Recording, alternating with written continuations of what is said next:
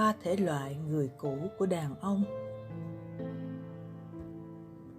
Người cũ của đàn ông hay người yêu cũ của chồng luôn được xem là một trong những đối tượng nhạy cảm, một trong những mối nguy gây ra sóng gió, làm lung lay tổ ấm và có thể dẫn đến cảnh tan vỡ một gia đình, làm cho các con phải xa cha, vợ phải xa chồng. Chính vì thế mà các bà vợ vô cùng ác cảm với đối tượng này.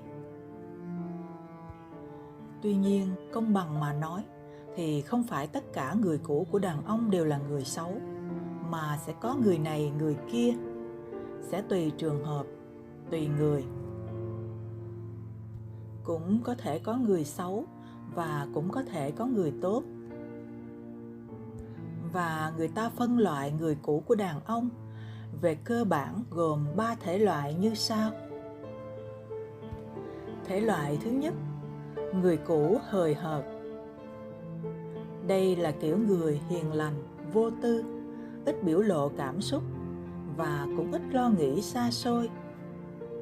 Họ cũng không hoài niệm quá khứ, hầu như họ không ghi nhớ gì về những cuộc tình đã qua. Đối với họ thì yêu ai cũng vậy, sống với ai cũng vậy thôi. Và vì họ không sâu sắc nên họ cũng không có nhiều kỷ niệm với người cũ. Họ thường sống an phận, cuộc sống rất đổi bình thường, ngày nào cũng như ngày nào, và mọi thứ cứ âm thầm lặng lẽ trôi qua từng ngày. Khi có bạn bè hay ai đó nhắc về quá khứ, nhắc về việc ngày xưa họ từng quen biết với anh A hay anh B nào đó, họ cũng chỉ mỉm cười hiền lành và cho qua chuyện, chứ ít khi nhận xét, bình luận hay đưa ra ý kiến gì. Đây được xem là kiểu người cũ lành tính, không phải là người phụ nữ xấu, không có nguy cơ phá vỡ hôn nhân người khác. Thể loại thứ hai, người cũ thực dụng và tầm thường. Đây là kiểu người cũ rất khôn lanh, sắc sảo. Họ rất thực dụng và mưu mô xảo quyệt. Họ rất biết cách giả vờ nói lời đường mật để dụ dỗ đàn ông. Bản chất họ là một người tham lam, gian xảo và giả tạo. Họ cũng chính là đại diện cho tuýp người tham phú phụ bần, tham sang bỏ nghĩa, sẵn sàng đánh đổi bản thân để mưu lợi vật chất. Những người đàn ông ngày xưa bị họ bỏ rơi đều là vì có gia cảnh quá nghèo, hay chưa có công danh sự nghiệp, hay chưa có địa vị xã hội, hoặc chưa làm ra được nhiều tiền. Mặc dù họ và những người đàn ông cũ từng có một khoảng thời gian yêu đương đắm đuối say mê nhau, thế nhưng sau đó họ không một chút tiếc thương, dứt khoát rời bỏ để kết hôn với những người đàn ông giàu có, nhiều tiền.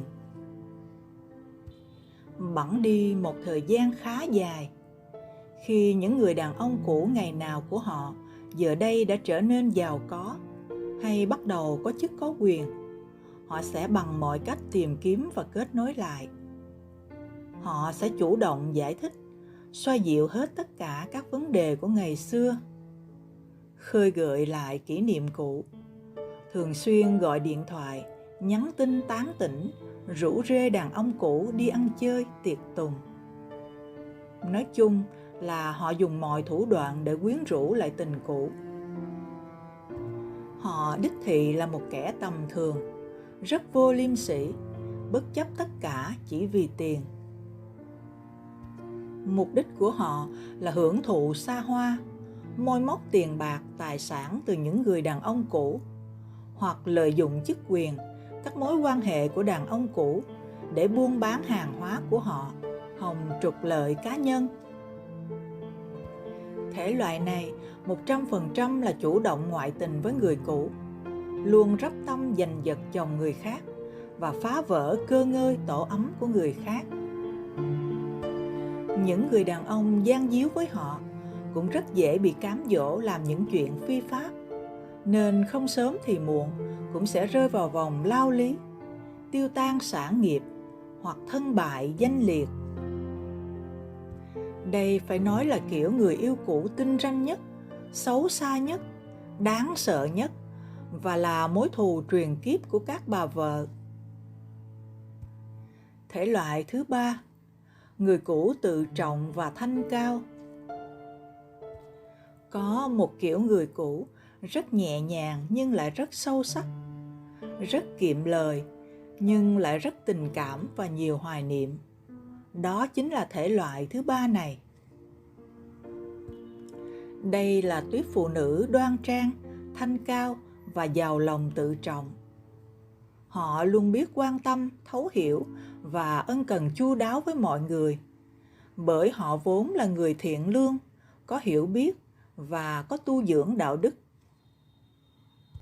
Họ ý thức sâu sắc việc ngoại tình là sai trái, xấu xa và vô đạo đức, nên thể loại này sẽ không bao giờ vướng vào chuyện đó. Ở họ có sự ấm áp, chân tình, có nét đẹp từ nội tâm tỏa ra rất hiền hòa, thanh khiết, nên họ thường được mọi người xung quanh yêu mến. Ở họ cũng toát lên một khí chất cao quý, khiến cho người đàn ông cũ luôn khao khát có được trong đời và rất khó quên hình bóng của họ.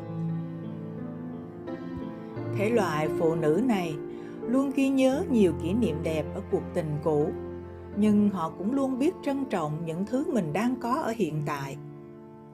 Họ hiểu sâu sắc và xác định rõ ràng ranh giới của mình và người đàn ông cũ ở hiện tại. Nên mọi sự gặp gỡ hay giao tiếp với nhau nếu có xảy ra cũng đều luôn ở trong một chừng mực nhất định. Họ thật sự là một người phụ nữ hiền lành, phúc hậu, không tham lam, không đố kỵ. Họ thường chọn cho mình một cuộc sống thanh đạm, bình dị, hiền hòa. Họ cũng luôn thành tâm chúc phúc cho cuộc hôn nhân của người đàn ông cũ ở hiện tại và luôn mong anh ấy lúc nào cũng được hạnh phúc. Trong cuộc đời của mỗi người phụ nữ chúng ta, ai rồi cũng có thể sẽ là người cũ của một ai đó. Thế nhưng, nếu có trở thành người cũ, thì bạn hãy trở thành người cũ thể loại thứ ba này nhé. Một người cũ thanh cao tự trọng, để luôn vui vẻ ngẩng cao đầu, sống thanh thản, bình an. Còn nếu không, thì hãy nên nhớ, mọi chuyện ở quá khứ vốn đã là quá khứ. Bạn hãy cứ để cho nó ngủ yên, đừng để những điều xưa cũ sống lại, làm ảnh hưởng đến cuộc sống hiện tại của chính bạn và của chính người đàn ông mà bạn từng yêu thương nhé.